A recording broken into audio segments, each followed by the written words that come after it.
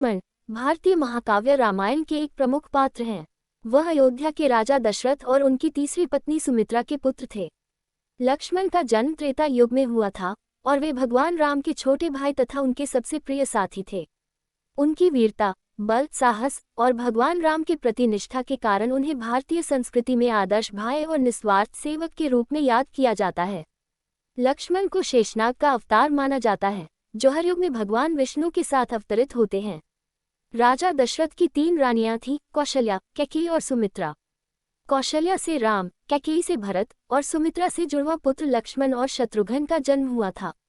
कहा जाता है कि दशरथ ने संतान प्राप्ति के लिए पुत्रकामेष्टि यज्ञ कराया था। यज्ञ के बाद प्राप्त हुए पायस खीर को तीनों रानियों में विभाजित किया गया। सुमित्रा को 2 बार पायस दिया गया, जिससे उन्होंने 2 पुत्रों लक्ष्मण और शत्रुघ्न को जन्म दिया। लक्ष्मण का जुड़ाव बचपन से ही राम के साथ रहा, जबकि शत्रुघ्न भरत के करीब थे। लक्ष्मण की सबसे बड़ी विशेषता उनकी रामभक्ति थी।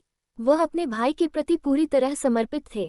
जब राम को कैकेयी के वरदान के कारण 14 वर्षों के लिए वनवास मिला, तब लक्ष्मण ने भी उनके साथ वन जाने का निर्णय लिया। उन्होंने अपनी पत्नी उर्मिला को अयोध्या में छोड़ दिया और अपने जीवन को राम और सीता की सेवा के लिए समर्पित कर दिया।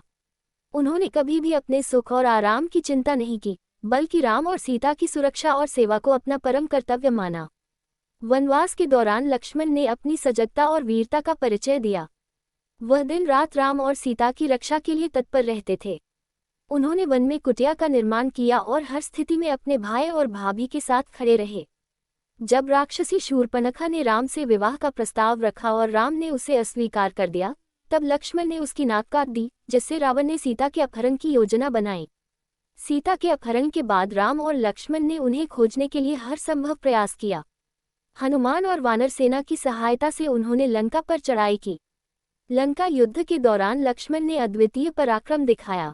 उन्होंने रावण के शक्तिशाली पुत्र मेघनाद इंद्रजीत का वध किया।